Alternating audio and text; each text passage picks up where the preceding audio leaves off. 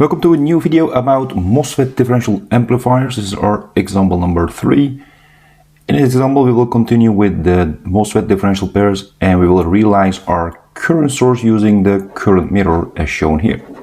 So we have seen in the previous examples, the example number 1, first the ideal current source, SR tilde current, and then the resistor realization. In this case we improve it and then we go to the current mirror source. Of course, we will see the step-by-step calculation and also verify these in SPICE simulations. So let's look at our example. We have these M1 and M2 here as our differential pair, and M3 and M4, including this RM, will then create this current source. The parameters for the transistors are shown here. M1 and M2 are matched, M3 and M4 are matched. The threshold voltages are exact same for all transistors, 2 volts.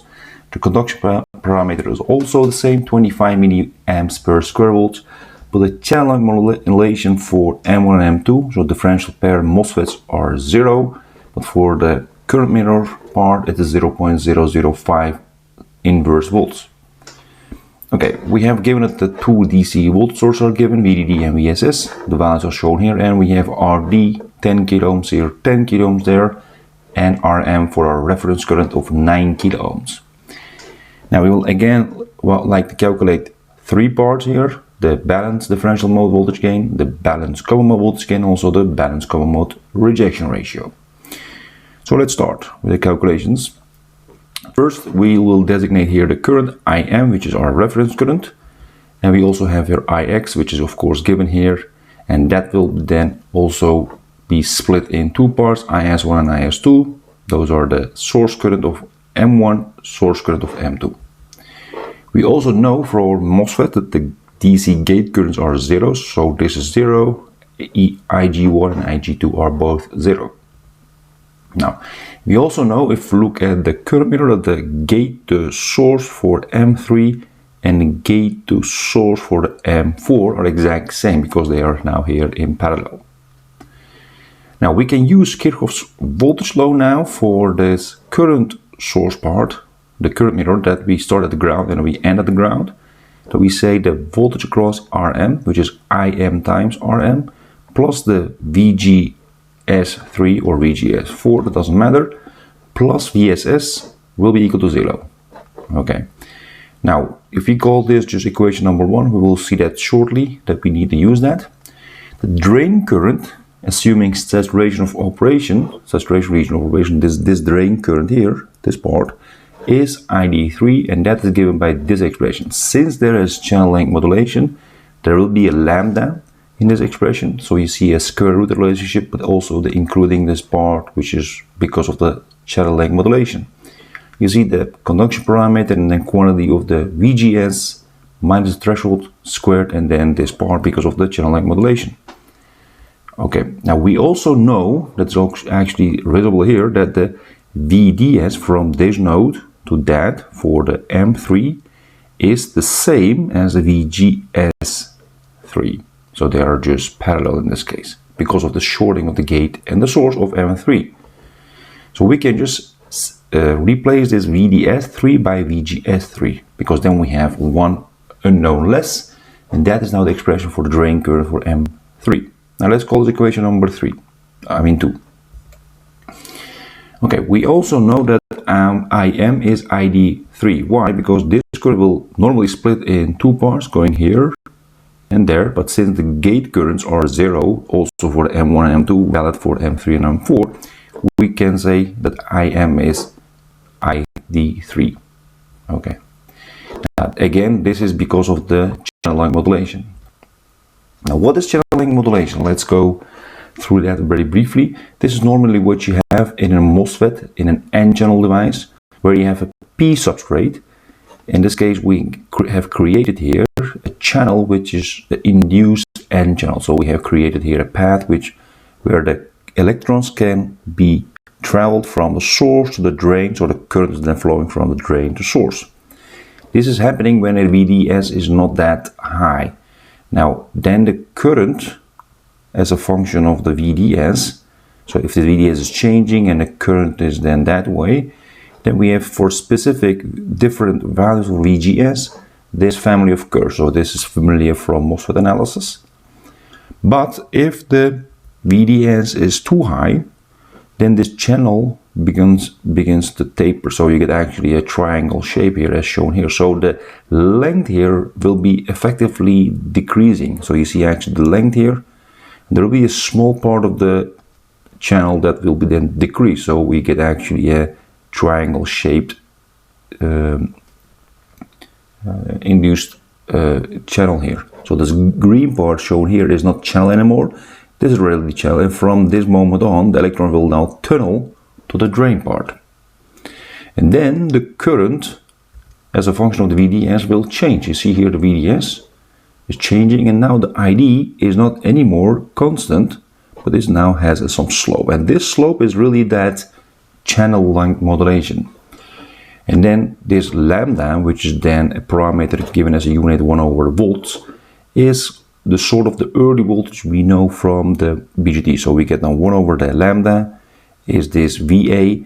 So the 1 lambda here, which goes all the way here, will be then used to determine the slope of this for this line, which is then the 1 this output resistance or output dynamic resistance of this MOSFET. So we will see that for the current mirror part shortly. Okay, now let's move on and then continue with the analysis. Now if we now substitute equation number 2 into equation number 1, so we get this and we assume that IM is equal to IM ID3 because that's because of the gate is 0 gate currents.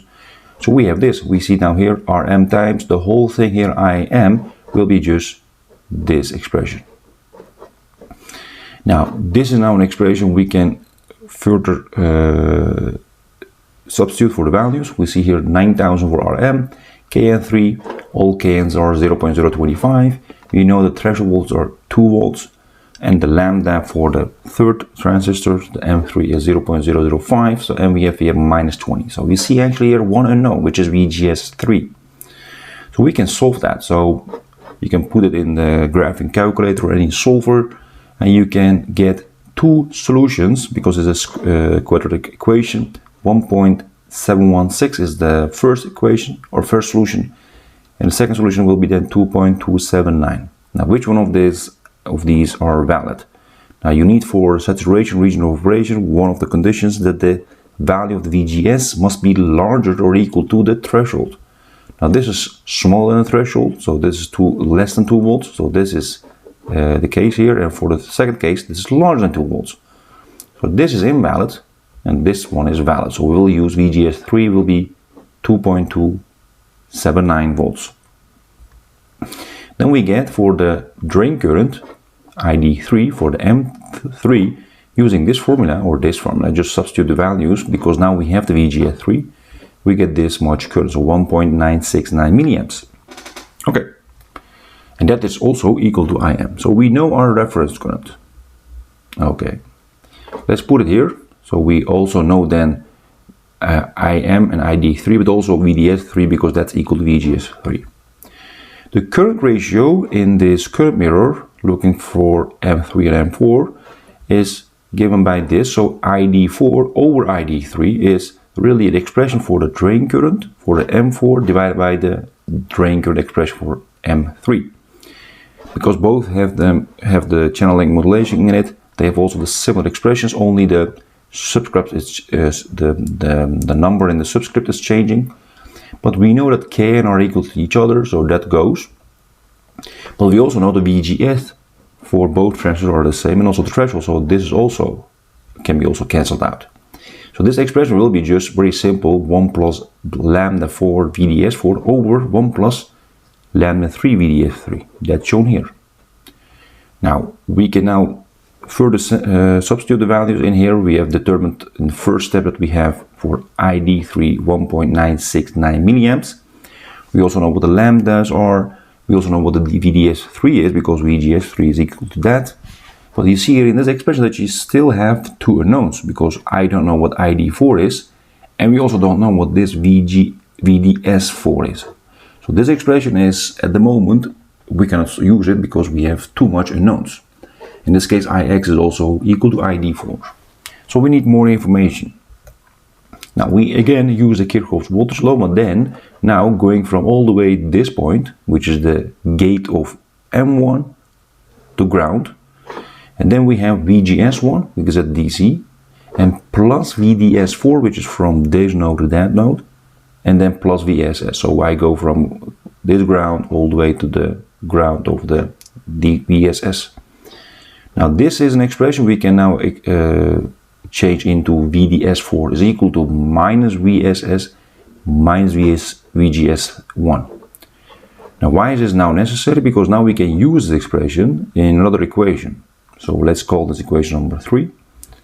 And then now the drain current for ID4, we already have given that is given by this expression, again due to that channel length modulation, and call this equation number 4. Now we can say that ID1, this current, is also similar, but then we don't have any channel length modulation because the lambda is 0 there in a similar form. Now let's also call this equation number 5.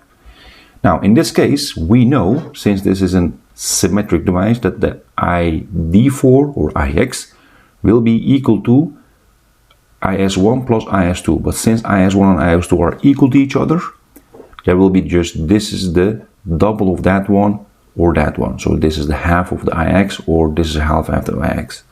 But since we know that IS1 and ID1 are equal to each other because the gate currents are 0, we can also say that this is also 2 times ID1 or 2 times IS1. Now we can use this equation where you get now in here 2 times ID1, where you get this expression for ID1. So what you see is I substitute equation number 5 into equation number 4 and I place it here. That's shown on the left side, and the right hand side is still as equation number 4. What you recognize is the following, that we can cancel out the Kn, so Kn1 and Kn4 are exact same, so they will be cancelled. So then you get this.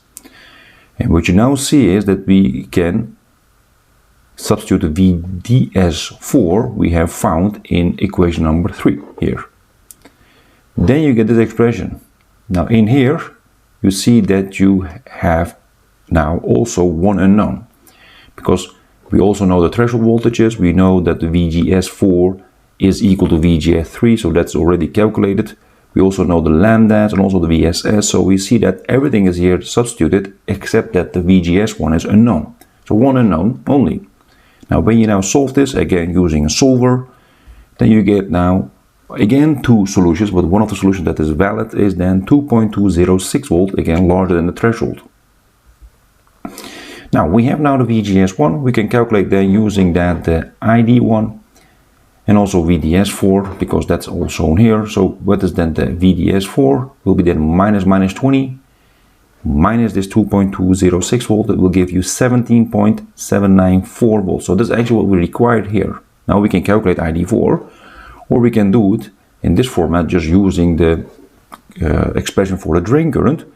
We have now this, so substitute the values in here, in these parameters here, because we now have this VDS4, that was the unknown, and now you get 2.12 milliamps. So we know that the tail current is now 2.12 milliamps, and we will see shortly that it will be then split in 2 equal parts for IS1 and IS2. Now let's bring them together, what we have so far. So these are the information. So since the drain currents of M1 and M2 are well split in 2 equal parts, we have then, that's already said, ID1 is equal to ID2 is equal to ID4 over 2 or IX over 2. This is just because of the symmetric device. That means we have then for ID1 and ID2 each 1.06 milliamps. Now M1 and M2 are matched and biased at the same potential, so they are matched, so the exact same dimensions, exact same physical parameters, and they have the same biasing currents. We can say that then the transconductance of M1 and M2 are exact same, so GM1 is equal to GM2. That means GM1 is equal to GM2 is equal to GM, so we define a new parameter, just GM without this 1 or 2. Now we can calculate the GM for the MOSFET in the saturation region of operation using this formula. So 2 times the square root of the conduction parameter times the drain current DC, and that's in the square root. Now we know what the Kn is from the information here. We also know what ID1 is, because that is just the half of this IX or ID4.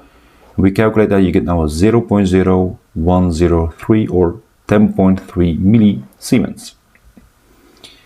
Now, finally, the questions here, because we have now the necessary information to move on to the A.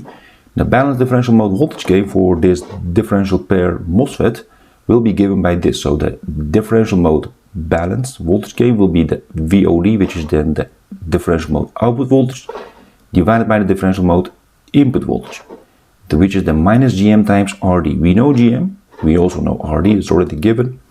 So substitute the values, you get here minus 103. And there is a minus sign, so there will be this inversion in the expression. So we have also the balanced common mode voltage gain. That is given by this. Now in this case we start with a single-ended output for the common mode voltage gain. You see the VO1 over VIC, so we take only one output.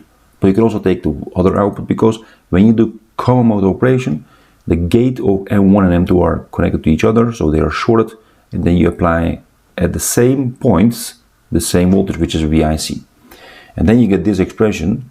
You see also another parameter I will discuss shortly, which is RO here, capital letter RO. That is really the output impedance looking at the drain of M4. So you go here and you look down and you determine the output impedance. But that is given by RO4 for the M4.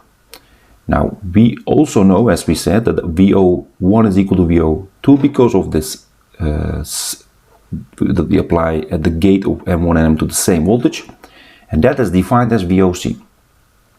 Okay, now then we can say that the single-ended common mode voltage gain will be exact same as the balanced common mode voltage gain.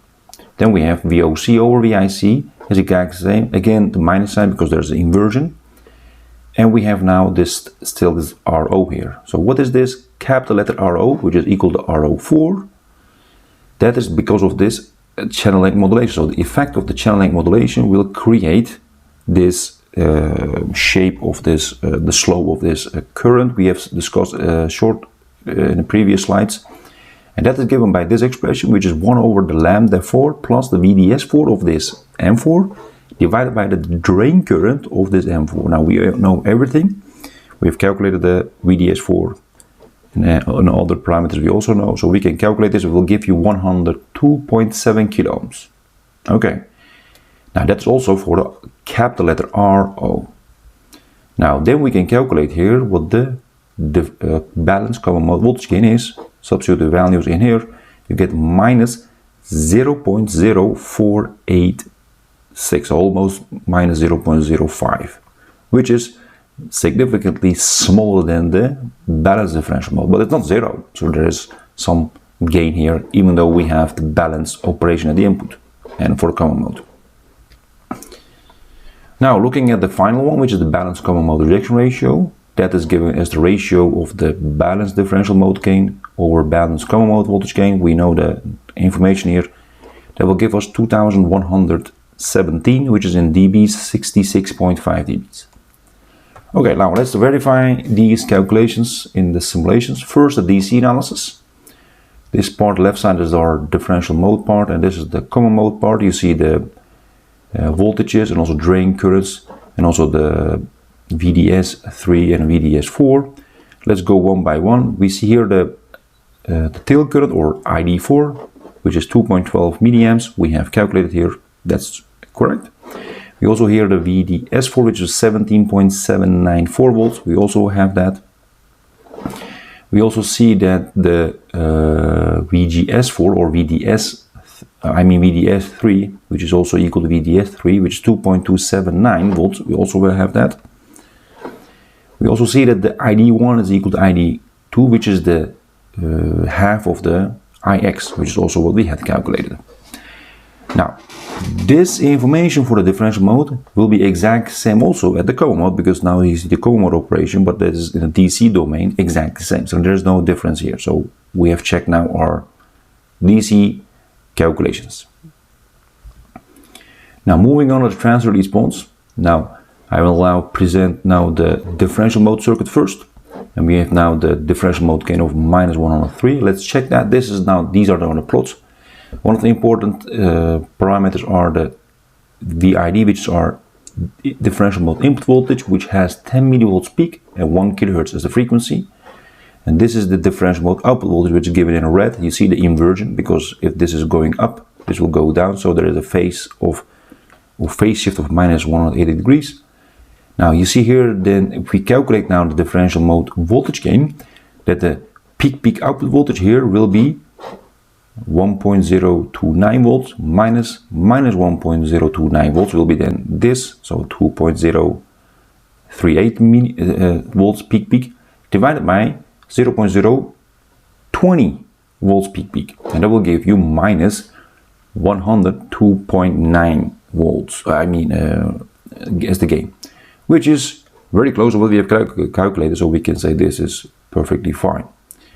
Now moving on, the transfer response of the common mode operation. This is for the common mode. You see here the common mode input voltage. You see here also the drain voltage of M1 and drain voltage of M2. They are in phase, so the M for the VO1 and VO2. Again, out of phase with the input, which is VIC. In this case, I have increased the common mode input voltage all the way to 5 volts peak in order to see the difference more easily, because we have a small gain.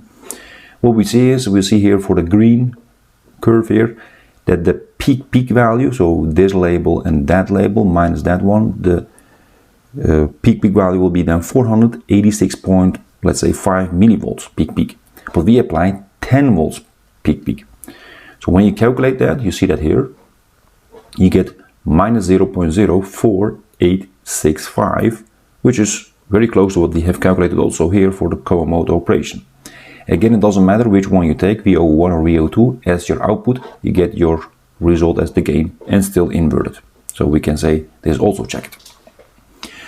Alright, we also see as the final one that the ID1 is 1.06 milliamp as our DC value, and you see that also here, and that will be fluctuating at this DC level for ID1.